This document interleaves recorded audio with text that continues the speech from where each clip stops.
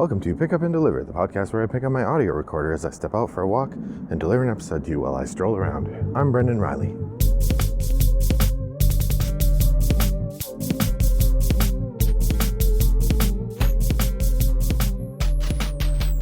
Well, greetings listeners. It's a lovely day here in suburban Chicago. I'm working from home, so I'm taking a break, taking a walk to the library and back, and using that time to chat with you about board games. Well, for this, the second episode of the season, I am doing a look back. For those of you new to the podcast, the look back is an episode where I look at something I did 400 episodes ago, or 4 years ago, and reflect on it a little bit. Sometimes I go to listen to the episode. This time I did not. So this episode is going to be number 602. So I looked back at episode number 202, and I found that in that episode, I was sharing my thoughts on my 10 for 10 for the year, which actually was a 20 by 5. As you know, every year, I like to set a playing goal for myself that involves picking out, well, it's inspired by the original idea of the 10 for 10, which involves picking out 10 games that you want to play 10 times in a year. And I've done that a couple times, but then I also have decided I've also been trying to figure out a way to do other kinds of challenges in the similar way. My family has this wooden display that we keep in the living room that sort of shows progress on those. So that's where we keep the family 10 by 10 challenge. And so starting in 2018, I decided to start keeping track of those using my top of the stack geek list that I maintain on Board Game Geek. So in episode 202, I was talking about our family challenge, gameplay challenge for the year, which was going to be a 20 by 5. So instead of a 10 by 10, doing a 20 by 5, we picked 20 different games, play each of them 5 times. And it occurred to me, it might be fun if I look back over all of the 10 for 10s that I've logged, starting in 2018, and talk a little bit about what they were and how they went. Maybe you'll find that fun too. If not, I thank you for joining me today, and I'll talk to you next week, or next time. Okay. So to start, if you want to look at these in more detail, the easiest way to find them is to go to the show notes on rattleboxgames.com or wherever you get your podcast. The show notes should be coming through as data. And follow the link to my top of the stack geek list. If you go to my 2024 top of the stack geek list, you'll find that I have a geek list for each year starting in 2018, and I track the 10 for 10 monthly in those geek lists. So that's where I got this data from. I just went to the December report for each of these geek lists. All right, let's get into it. So to start with, the first 10 for 10 that I tracked was in 2018. And this was a personal one where I was trying to track for myself 10 games played 10 times. So what I'm gonna do is read for you do a quick read of the list of games, and then I'll talk about it. So in 2018, I was tracking the games Gloomhaven, which I completed. Oh, okay, here's what I'm gonna do. I'm gonna read which games I played and how many times I ended up playing them by the end of the year. Then my total result for the year and what I thought of it. Okay, so in my 28 10 for 10, I played 81 plays by the end of the run, so 19 away from the full 100. Here's what I got. I played Gloomhaven. We played it 20 times, only 10 of them count. Arkham Horror LCG, 17 plays. Terra Mystica, 14 plays. Century Golem Edition, 12 plays. Pandemic Legacy Season 2, 10 plays. So I got all of those, I got 10 plays in. Then we had Stuffed Fables, we got 8 plays. Ex Libris, we got 5. Motainai, we got 5.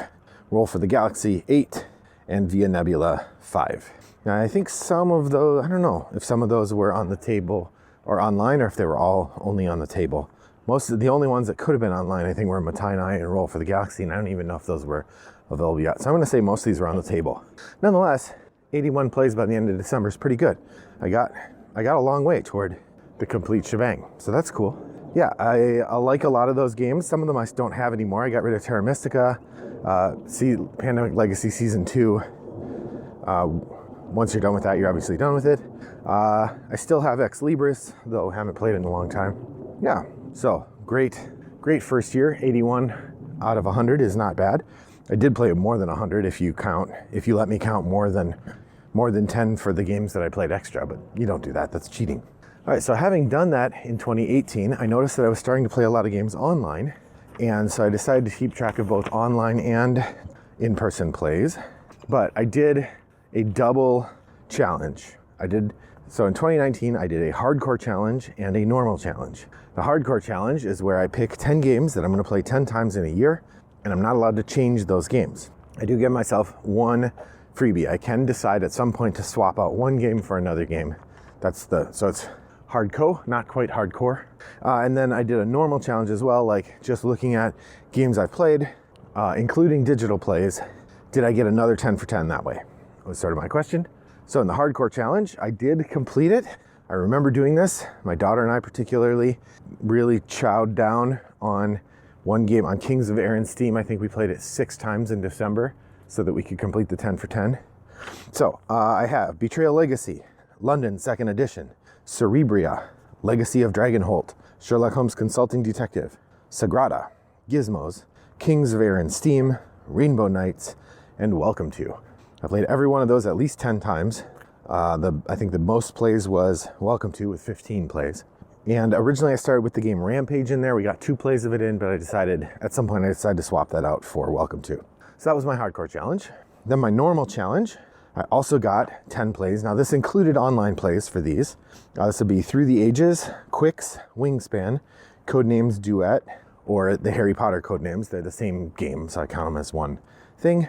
Eminent Domain, Onarim, Cryptid, Terraforming Mars, Reykholt, Chronicles of Crime, Concordia, Heist, and Not Alone. That actually might be more than 10 games. 1, 2, 3, 4, 5, 6, 7, 8, 9, 10, 11, 12, 13. So I actually had 13 additional games that I played at least 10 times if you count online plays. So I had my hardcore challenge and my normal challenge, succeeded at them both. 2019 is perhaps my most successful year as a 10 for 10 enthusiast. In 2020, I started more actively using the 10 for 10 for both myself and my family. I let my family members choose games that we were going to put on the list. I think I did that in 2019 as well. Maybe not. Maybe in 2019 I asked them if they had games they wanted to play, but I think I was picking. In 2020, I actually gave each family member a couple games for the list. And here's how we did. In 2020, as I said, this was in episode 200, and we decided to do a 20 by 5 instead of a 10 by 10. And here are the 20 games, as well as how many times we played each one. And I only counted up until we succeeded. So we might have played some of these more than that, but I stopped really recording. Like for the example, the first one is Everdell. We played that 5 times. We might have played more than 5 times, but that's not recorded here. So Everdell, 5 times. Buffy the Vampire Slayer, 4. Miskatonic School for Girls, 2. Ex Libris, 3. Roll for the Galaxy, A Big Goose Egg. It's a Wonderful World, 2. Orleans, 2. Lovelace and Babbage, 1. Rattle Battle Grab the Loot, 2. The Adventurers, either the Temple of Horus, or the Temple of Chalk, or the Pyramid of Horus, 2 plays. Stuffed Fables, 0. The Final Flicketeer, 0. Brass, either one, 5 plays. Nanty Narking, 3 plays. Pulsar 2849, Big Goose Egg. Tricarion, 4 plays. Oh My Goods, 4 plays. Elysium, 2 plays. Shakespeare, 3 plays. The Bloody Inn, 1 play. So a dramatic failure there, 45%, not even half of my plays that I was trying to go for. That was a good year. Lots of fun games in there, but in terms of achieving the 20 by 20, not really. I'm not sure why exactly. We had a lot of time to play games.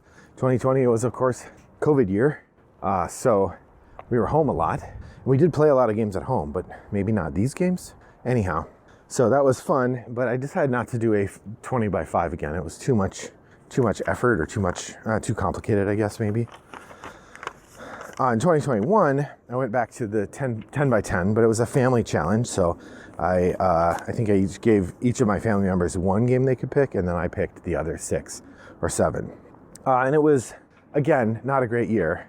In fact, maybe the worst result of the 10 for 10 process. So we did Cafe Chaos, Gloomhaven, Jaws of the Lion, adventure games. So this is the line of games from Cosmos that looks sort of like exit games, but they're a little different. 7 Wonders, Obsession, Victoriana, Anachrony, Pandemic Legacy Season 0, Under Falling Skies, and Cartographers. My best results there were 7 Wonders with 7 plays, Obsession with 7 plays, Pandemic Legacy Season 0 was 7 plays, and Cartographers was 7 plays. All the others got less than that for a total of 32% complete, though I did play every game at least once. So that was a nice uptick from the previous year where I had a few goose eggs. That was a fun one, but I did learn that I need to be more deliberate in trying to get games played, but also maybe that just the breadth of games I like to play makes doing a 10 for 10 really hard, which part of the point of a 10 for 10 is to pick some games you really want to focus on but I don't have the consistent gaming group that has that appetite.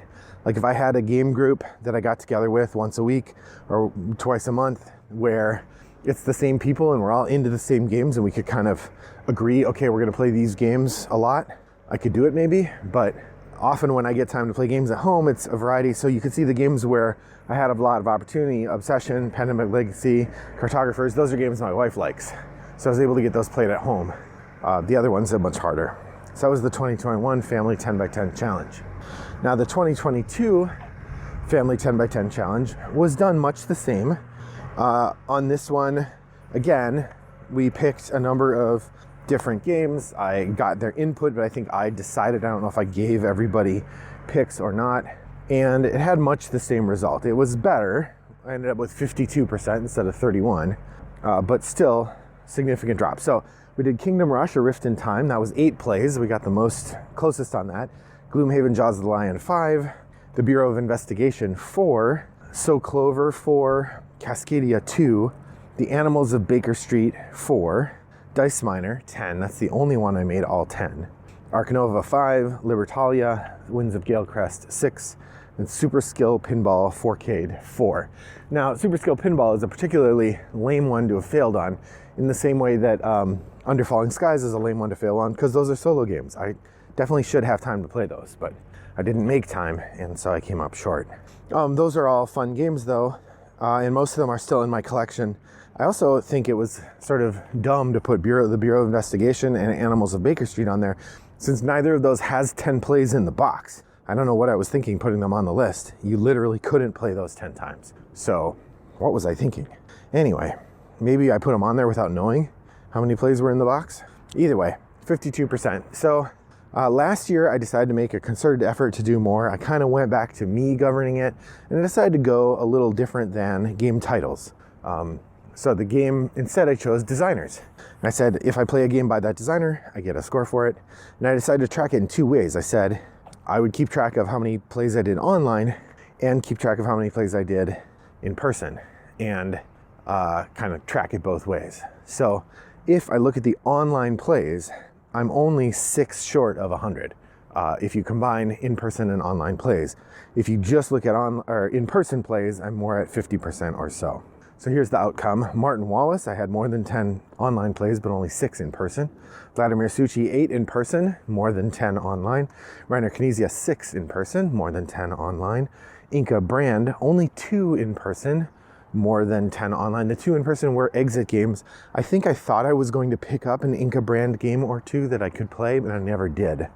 Phil Walker Harding is the only one I did not complete online. I only got 6 online plays with him and only 3 in-person ones. Tom Lehman, more than 10 online, 5 in person, almost all Res Arcana, I'm sure. Elizabeth Hargrave, I got 2 in person and a total of 8 online, or up to 8. So again, a little short there. Part of that too, I think I thought I would play more Wingspan than I did. Vlada Chvatil, we went over 10 online plays, just 2 in person. Both code names, I believe. Uwe Rosenberg, over 10 online, 2 in person, and Carl Chudik, 4 in person, over 10 online. So like I said, 98% online, only a couple in person for some of those. That was a really fun one though, because it was fun to look at different designers, but it ended up being not very purposeful. Like I would just play a game by a designer and mark it on the thing. I wasn't actively seeking them out. So as you'll recall, this year, we decided to do more categories like we were doing before. And the categories are divided up not by designer, but by sort of game theme or other structuring device. And we're making pretty good progress. It might in fact be too easy. I think I may add to the list the natural 10x10 as well. Just start keeping track of what games have I played 10 times. Maybe I'll do a 10 for 10 online and a 10 for 10 in person. I don't know that I have any games that I'm playing in person that much, but we'll see. It'd be interesting to look. So that's kind of where I am right now. How are you tracking what games you play? How has your thinking about how to track games changed over time? Do you look at what games you're playing differently now than you did before, and how so? I'd love to hear about it. Head over to Board Game Geek Guild 3269 and share your thoughts there. Thanks for joining me on my walk today. I hope your next walk is as pleasant as mine was. Bye-bye.